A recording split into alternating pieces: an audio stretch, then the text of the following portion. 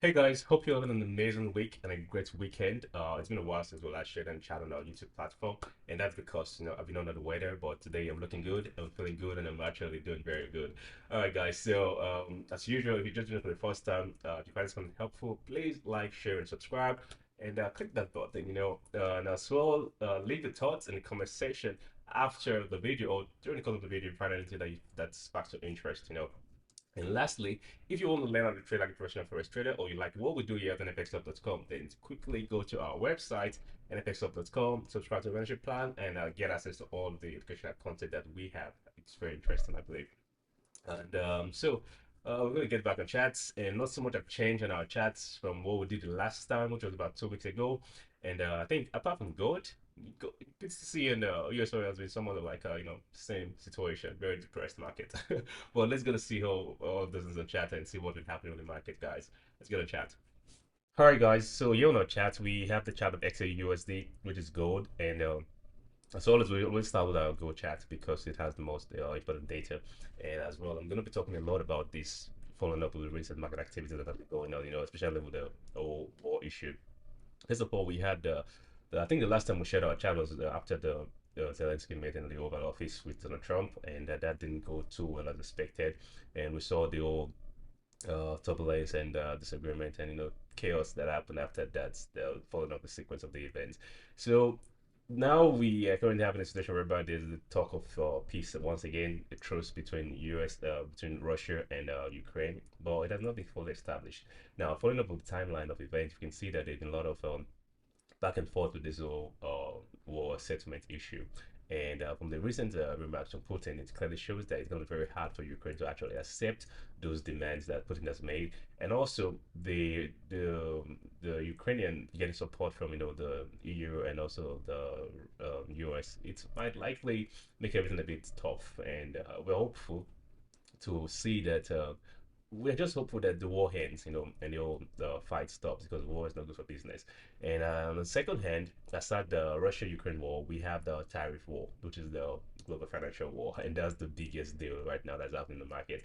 And we can see from the recent tariff that was imposed on Canada, Canada had a retaliatory tariff, which was terribly bad, and it even went as far as tariffs on the electricity supply to the US regions, and that's not good for business. And globally, we can see China is also imposing some tariff to the US market as well. So this is a global war, and it's happening quietly, but it is a big problem for business, right? Because businesses cannot make effective decisions when they are not certain about their resources, or where their investment at stake at, So it makes it very hard for any business to run a good deal, and this is like generally going to cause a big level of inflation and you know a lot of problems for most of the country that are affected by this, especially the US and also the Canada. And as Canada, we all know US is the big share of the forex market, and that's why we have to pay a lot of attention to the US market and whatever happens to the USD. So, in spite of all of these obscenities, chaos, war, and threats, it's natural for you to expect, excuse me, it's natural for you to expect an increase in the price of gold because, like we always say, gold thrives in times of hostility. Gold thrives in times of chaos, war and all this global tension. Gold thrives a lot in this situation, and that's exactly what we can see on chat. Now, I'm gonna highlight some points so we can see something. If you guys remember clearly, this was before the talks of truce. That was before the meeting with Zelensky at the Oval Office in the US. And when this happened, when there was a glimpse of hope, everyone was anticipating the end of the war right down there with Trump at the Oval Office on the US state, signed the deal and everything. But that didn't go as planned. Zelensky didn't sign that contract, and Trump kicked him out, out of the Oval Office, and he went back to Ukraine. So he got back to Ukraine and realized that things are not as good as he expected, right? And now they're looking for peace, and that's when it started escalating to the EU, and all of those talks kept up and everything. You know the story. So now we are anticipating the end of the truce, or the end of the war through the truce, but that also did not happen, and that dragged the price all the way down there. This was post Oval Office meeting, and then we saw price retracing back up towards this level. And this was the level we had as about a few days ago before the talks of the tariff war kicks in. So when tariff war kicked in, we saw price break out from the short term um, consolidation, which it has been for a while, and we saw price that ascend above uh, 29.60, and today we saw price hit $3,000 per ounce of gold, which is a very, very big level of price. So now, guys, I'm gonna go more of the technical aspect, and we're gonna treat this in technical aspect. And now we have the background enough from fundamental aspect to know that definitely gold right now is on a bullish trend, and the fundamentals are all bullish. The technicals right now are looking very bullish. So it's not always often to see technicals and fundamentals aligning together. That's a big signal for us to take heavy trades gold. So since there's no thoughts of expecting the Trump tariffs to de-escalate, there's no thought of that till probably till like April, which gives us like a month long period. That's a long time. And also the talk about trade is not coming at an end soon. We know how this has been going back and forth, and the talks right now are not looking like it's approaching towards an end. It's looking more like saying maybe there will be a stop, or maybe there will not be a stop. Maybe it may linger another 6 months. So none of these things, it tells us one thing: focus on the bullish trend of gold, because that's where gold thrives at, right? So guys, now we got the old fundamental background. Let's get on technicals and see what has been happening on the market. So guys, following up with the charts, we can clearly see here from this last few cycles of the bullish run on gold. We saw this happen, the ascending wedge, and then we saw this happen again. And right now we are currently here. So let's focus on what the market is telling us. Beside, this is the daily chart, and it's our RSI. So if you look at the current market situation, we just broke out from this bullish rectangle, and it signals only one thing: there's a bullish continuation of price growth. And if you follow up with what we saw the last time when we had this bullish symmetrical triangle, and following the breakouts, we took the height of this triangle to predict the possible heights to be reached from the breakouts, and that's exactly what we had over here. I'm gonna pick up a two and highlight that. So we saw a price hit 29.50, which was the target, and that was reasonable, right? And if you remember last week, I mentioned something that's it's very likely for us to see this kind of movement happen again, and that's exactly what I believe is going to happen again, like clockwork. So it's the textbook movement, and the same thing that happened the last time we had this bullish consolidation, and it was a shorter time, right? So we had this first call ABC typical electric movement, and I am expecting to see the same thing here. I'm just going to pull this out to kind of easily highlight it. ABC. So we had one, two, and expected three. So how do we know where the third? I'm going to take out the line. We don't need the line. So how do we know where the third wave is going to stop? Now, for us to get that, there are two possibilities. One is to watch the market and just take a random heights, because the bullish trade, keep it open and see where the next possible heights are going to reach. I'm going to show you guys something as well on a different scale, but let's get that one this first. So the textbook typical movement is to take the height of this triangle. I'm going to use this one, of this rectangle rather, and place it at our breakout level. So yeah, so we're expecting something around this price. So I'm expecting the price to get towards this level, and we can drag this down towards this level. So this is a good height for our price. That's $3,100 per gold. That's a very high price. Sounds ridiculous, but it's very attainable considering the current market dynamics. So we can take this one out. We don't need this one anymore again. We don't need this one as well. So we can expect this to happen. So see price with about 3,100 hands per gold in the nearest markets. And if that happens, that would be very, really, really good, because well, if you're trading, it's good for you. But if you're not trading, then it's bad, because high prices of gold is not really good for most people. It only tells that there's a high level of inflation and things. Money's fiat is losing its value. That's the case scenario in this. So guys, this is the typical movement. Also, this you can also see from our analysis. This is the typical chart pattern movements. We have this bullish continuation, and we have this chart, and then we have a breakout. So same thing. Most likely, this is what we get.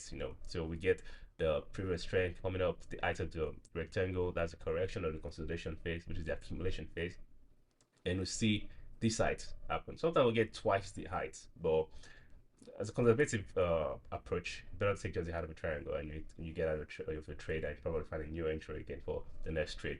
So guys, that's exactly what I'm expecting to see here. It's exactly the same replica. It's good to study your chart patterns, guys. Keep to your chart patterns, keep to the basics. So we have that happen here. And so on the lower time frame, I'm going to come back to this chart, but let's go to the lower time frame and see what's happening right now in the market today. So what we saw here focusing on the most recent activities in the market. This is the 4-hour time frame now. So you see, this was our previous support level, our key support levels. First we had this level which held. That was during the bearish trap. Most people got wrecked out from this stop. So then we had this level. We formed that short-term correction level, and after this, we saw price, ascend forward and break out from this level, and we saw price currently at this point right now. So this is a clear break above our resistance level, which tells us that it is not a fake out. Most likely not a fake out. This is a clear breakout. It's very obvious. And what I'm expecting from the market is to probably, uh, if possible, give us a short-term pullback. Something like we get this, we get a pullback, and before we get a continuation of the chart. So if this can happen, that will be good because this will give us a second time to get a better entry if we're not already in. Actually, I'm not currently on this trade because the last trade I took on gold was about 2 weeks ago before I was on the wedding. Somewhere around there, I closed my trade. That was the last sale trade. So I'm looking towards the buy trade and I'm looking towards a good entry. So if we can get this, today's Friday, so I'm expecting those to see a possible pull down and before a continuation of the chat because we just hit a major milestone. Like gold just hit $3,000, and this is no small feat for gold to hit, right? So there's naturally expected us to see a pullback before a further continuation of the price movement. Now I'm gonna go back to the daily charts to show you guys something which I think is key or important for us to notice. Now if you see this chart right now, it looks like, oh, okay, yeah, it's up only, but we can pick up two levels just to get a clear direction. I'm going to put that back later if necessary. So look at something. Let's pick up our trend.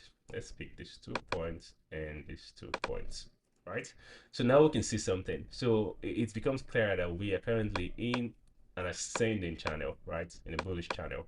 And within this channel, we have some peaks and some lows, right? So now the first I'm thinking is this. Right now we're somewhere around here. It is very possible for us to get a pullback towards this level.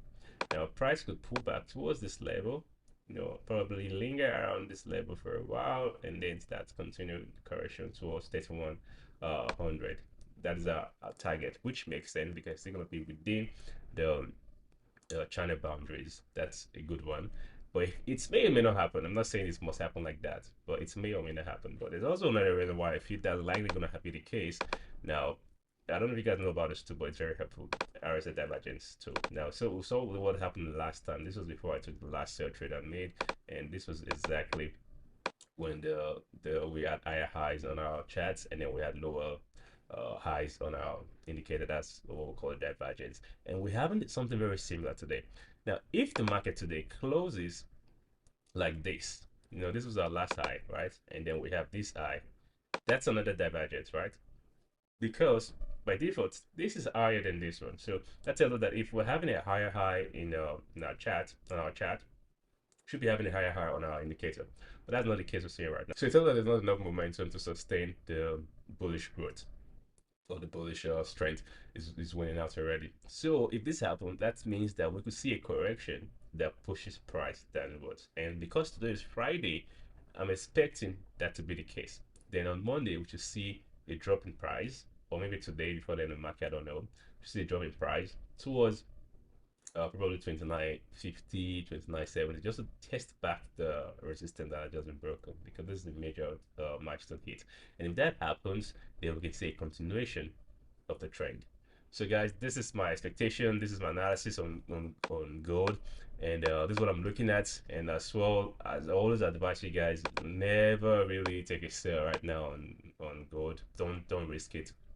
There is no logical reason for us to see lower gold prices or to short gold, because there's too much sense in the market. Like I said, the tariff war is a big global financial problem, which is affecting almost all nations of the world. Japan is affected, China is affected, Canada is affected, the US is affected, and the EU is also affected, which is a big no-no.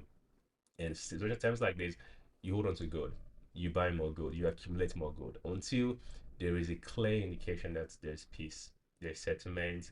The global politics have reached, a level of truce between themselves, and things start to scale back to normal again. And when it's that clear direction, that's when you can start thinking about shorting gold. But for now, I don't know how long this bull run is going to last for gold, but it is going to last a very long time. All right, guys, that's all about gold, and I think that's going to take a lot of our chat analysis today. The next chat I'm going to be looking at is US oil, and like I said, not so much has changed with US oil. See, if you look at the chart, it's still very similar to what we did the last time. Not much has changed. We just have price currently consolidating around the level. And the key reason is because of the whole tension which we're having. Not much interest in traveling right now. Inflation is on the high. The war is still a problem, and this may even drop lower. This may go up. Right now, nobody knows because if for any reason they get a truce, it's going to drop the, the price of oil down. Because there will be new Russia say will be open back to the world generally. And if for any reason they put more sanction on Russia, in supply of energy, then most likely price could go up because scarcity increases price, right? So these are like very key dynamics that could play out in crude. And right now, the major mover for crude is not even OPEC. It's mainly the US stock inventory reserve. Now, the US is claiming they have so much crude right now, they don't need to get so much crude. And Trump is trying to push the price of crude as low as possible, and it's working. You can clearly see that on chat. Crude right now is very depressed. It's currently in its yearly support zone, and it's not going lower or going higher. It's just there. It's stagnated. And maybe I expect us to see some bullish movement this way because if you look at the chart now, we see a consolidation of candles or an accumulation of reversal candles based on candlesticks, patterns. So if you look at this, it tells us there's a possibility for us to see this actual movement happen. This is something I did. That was about 2 weeks ago. And nothing much has changed. So I haven't taken any trade on crude for a while now. I'm just been waiting, patiently waiting to see a clear goal signal on crude before I jump in. And none of those things have been achieved yet. Even when we go down to the 4 hour time frame, we see the same thing is still the case. The market is consolidating a ranging pattern, or more or less like a descending flag. If we're gonna pick this, let's take this ones and use this ones, and let's pick this one. Oh, actually, we haven't had a symmetric triangle. Yeah, this is one case to look at it. This is another case to look at it, but this is the best case to look at it. So this is what we are right now. So it means it can actually break downwards or it can break upwards. That's a typical symmetrical or a pennant, or you can call it a pennant because not enough data to call it a symmetrical triangle. So we can have something like that here. I think on our chart, let me see something. Bilateral patterns. We have this. No. Yeah, let's see something like symmetrical triangle. Yeah, so these are bilateral patterns, and this forms anywhere, and it can either break upwards or break downwards, depending on the position where it is or where it's been formed. So, guys, um, back to chats. This is what we have here as well. Not much has changed, and I don't expect anything much from crude right now. I'm not optimistic about crude, so I'm not really taking any trade on crude. Neither am I really paying much attention to crude until we have a clear indication of a breakout or the inventory report turns out to be really, really bad for US stock, and then we expect a short-term move on crude. But crude is very depressed, so just take it low the risk on that. So last chart we're going to be talking about is Bitcoin. So I made this, no, yeah, I made this one for us for today's analysis just to get um, to understand what is happening with the market. Now, if you look at this chart, you can see I already separated these two rallies. Now, I did this is for 2017 rally, and this is for 2024 2025 rally. Now, the reason why I brought this comparison is because these two rally they look so much alike. Yes, right now market is very very bad. It's not like the usual Bitcoin crypto cycle. Altcoins are down like really really bad, and my portfolio is even down. I'm not gonna lie about that. I'm almost 7% down, and that's a terrible state to be in right now. So, but there's hope, and and I'm saying that with optimism because we have about 210 days before the end of this rally. Roughly 210 to 250 days because it's not really a defined timeline. So, but at least minimum 200 days before the rally, and that takes us towards the end of the year or the last quarter of the year. So that tells us there's still time to summer, right? And then we should expect some growth. So now, if we look at the comparison of these two charts, we see, first of all, this is where we are. This is where we are right now, and this is exactly where we are. So if you look at the comparison between these two charts, you see something that happened at the midpoint because this is the beginning of the rally, right? So somewhere around the midpoint of the rally is where we are right now. This is exactly what I'm saying. somewhere around the midpoint of the rally. And this is exactly where we had the 38% drop on Bitcoin in 2017. 2017 July. Now, look, think about this. Between July and December 2017, we saw over um, over 900% growth in price. That was crazy, right? And of course, I'm not expecting to see 900% growth in price this year because we've had some good movements prior to now.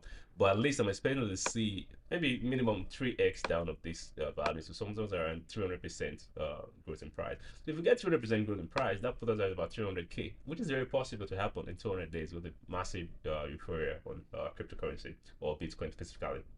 If that happens, that's great for us. We're gonna be very rich. That's what we say, wag me, right? We're gonna make it. So that's one case scenario, and that's what I'm actually looking forward to. And if you look comparison, these two are very similar. Now, it's if you over leverage, then you get fucked up. So I don't even advise anyone to trade on crypto right now.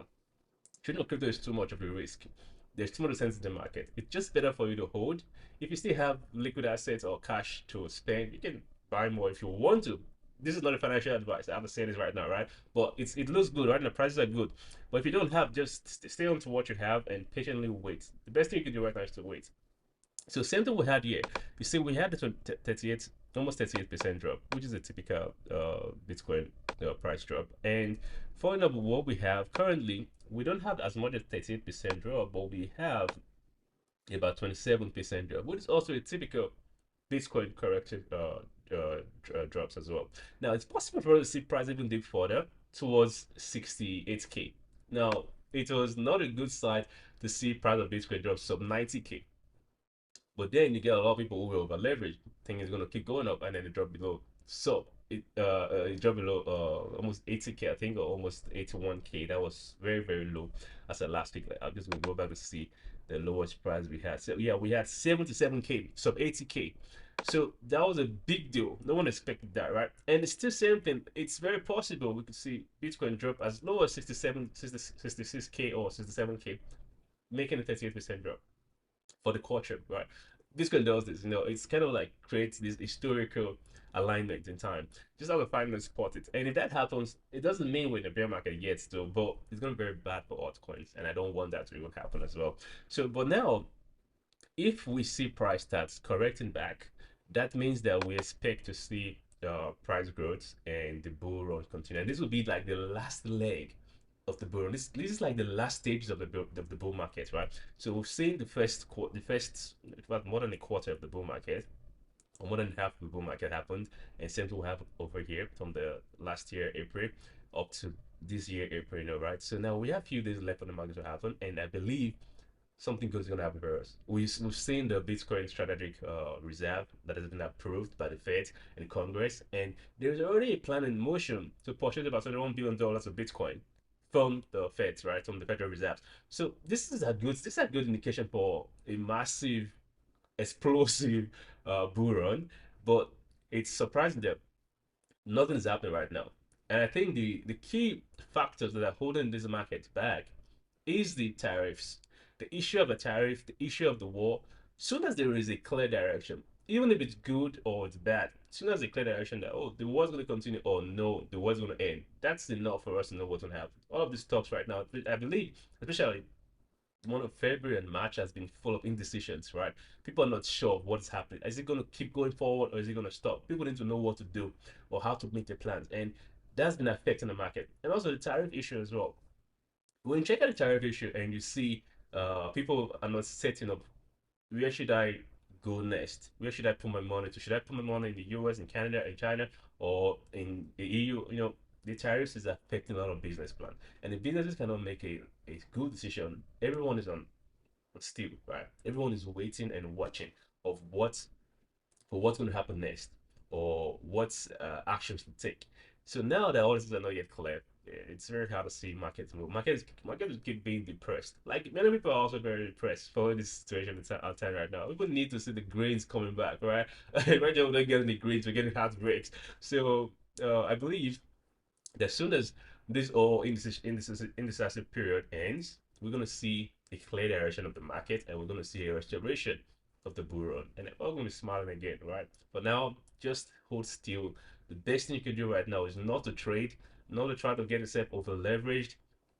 Just hold still, keep your feet high, and watch. Just watch. I believe that by April or May, we should see a clear return back of the bullish run. So, lastly, before I end up this analysis, we're gonna look at the the intraday chart on this on our Fibonacci trend. Now we can see the price is somewhat around. Excuse me. So price is somewhat around the. I'm gonna delete this one because we don't need it anymore. Very sent past that, and I'm gonna take this one because that didn't happen. That's already in the past. So now we can see price around the 50% Fibonacci retracement level, which is a good thing, right? Let me tell us that the market is neither in a. We're not literally breaking below, or the bears are not taking the change in the bullish stance. We're not going below this, which is a clear indication that we're staying in a very good zone, in a safe zone. We're at the midpoint, and it's a critical zone, right? Because any slight drop down here might break a lot of investors' confidence and trade confidence, which may be very bad or linger the old rally as well. So if we get a clear retracement back up, and I'm expecting that should happen very very soon. So we can get that breakout soon, and if that happens, probably breakout above 97k, we can expect to see price break through or bust through 38.2% Fibonacci level without hesitation and start ascending higher towards our main target. And if that happens, that will be very good for us. And we're looking forward to that. And I'm expecting this to happen maybe probably in May, because in May, most likely in May. Because right now, the the fundamentals are not adding up and the technicals are not looking very good. So let's keep our fingers crossed and expect a full recovery at least in March. End of March, we get a full recovery, and in May we start seeing price continue with our bullish cycle. Alright guys, that's all for today's analysis. If you found this content helpful, please like, share, and subscribe.